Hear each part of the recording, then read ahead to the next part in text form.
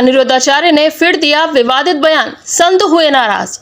अनिरुद्धाचार्य के विवादित बयान बढ़ते ही जा रहे हैं। वे बार बार विवादित बयान देते हैं और माफी मांग लेते हैं। कभी उन्होंने सीता जी पर विवादित बयान दिया तो कभी राधा जी पर, कभी द्रौपदी पर, कभी लड़कियों पर अश्लील टिप्पणी करते हैं।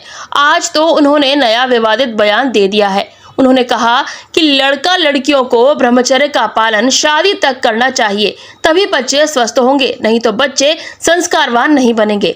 इसी परिप्रेक्ष्य में श्री कृष्ण जन्म स्थान भूमि मंदिर मस्जिद केस के याचिकाकर्ता दिनेश फलाहारी महाराज ने कहा कि अनिरुद्धाचार्य विवादित बयानों के लिए जाने जाते हैं। उन्होंने व्यासपीठ को हंसी मजाक का केंद्र बना दिया है।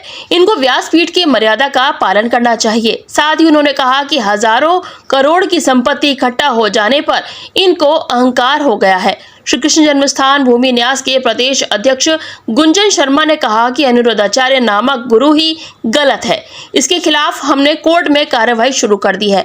महंत मधुसूदन दास जी महाराज ने कहा कि केवल बेटियों को ही मुद्दा नहीं बनाया जाए, बहस सभी समाज पर होनी चाहिए। महंत अभिदास जी महाराज ने कहा कि व्यासपीठ केवल भगवान के चरित्रों का गुणगान करने के लिए होती है।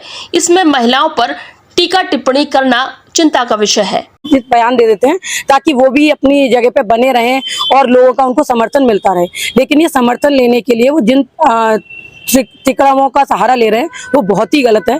और उन्होंने जो महिलाओं के लिए कहा है और आज जो वो कह रहे हैं कि माँ बाप के संस्कार बच्चों में गलत दिशा दिखा रहे हैं, माँ बाप खराब है इसलिए बच्चे खराब हो रहे हैं, तो मैं कह रही हूँ गुरु खराब है इसलिए दुनिया खराब हो रही है। माँ बाप तो फिर भी किसी एक बच्चे को ही बिगाड़ेंगे, और अगर गुरु ऐसा होगा तो वो करोड़ों अनुयायी जो है उनको बिगाड़ रहा है, उनको गाली देने पर मजबूर कर रहा है, उनको बता रहा है कि कैसे मुझे बचाने के लिए तुम लोग झूठे मारो, औरतों को, रिपोर्टर्स को कैसे खदेड़ो। वो ये सब ट्रेनिंग दे रहे हैं अपनी, तो ये ट्रेनिंग अब वो ना दें, क्योंकि उनने जो किया है अब उसका अंत हो चुका है। और अब जो कल हमारी जो याचिका है उसके बाद वो मुझे लगता है कि वो सुनने के बाद उनको बहुत ज्यादा इससे दिक्कत हुई है। तो इस वजह देखिए, अनिरुद्धाचार्य ने बोला है कि लड़का लड़की को शादी से पहले शादी तक ब्रह्मचर्य में रहना चाहिए, जिससे उनकी संतानें स्वस्थ रहेंगी, संतान में अच्छे संस्कार आएंगे।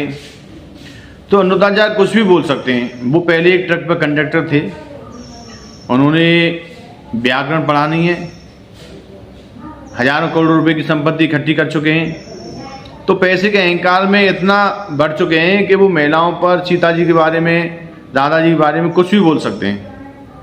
उनको किसी का डर नहीं है। संत समाज ने भी उनको चेतावनी पत्र दिया था, लेकिन उन्होंने अभी तक जवाब नहीं दिया है। जब तक संत समाज उनके खिलाफ कोई कार्रवाई नहीं करेगा तब तक वो मानेंगे नहीं।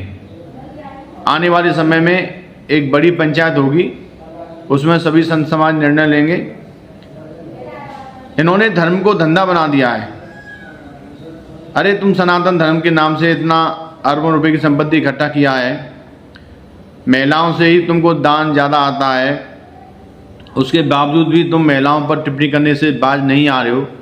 हमारे वृंदावन में एक से एक बड़े विद्वान संत हैं, एक से एक बड़े भागवत आचार्य हैं, कभी व्यासपीठ की मर्यादा का उल्लंघन नहीं करते हैं।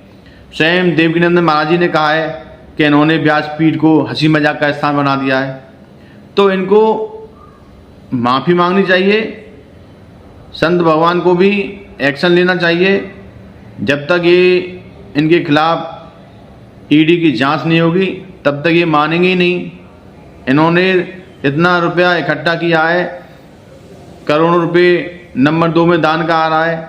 जब तक सभी संपत्ति की जांच नहीं होगी तब तक ये मानेंगे नहीं। देखिए, अनिरुद्धाचार्य जी ने कहा शादी से पूर्व बेटियों को ब्रह्मचर्य का पालन करना चाहिए।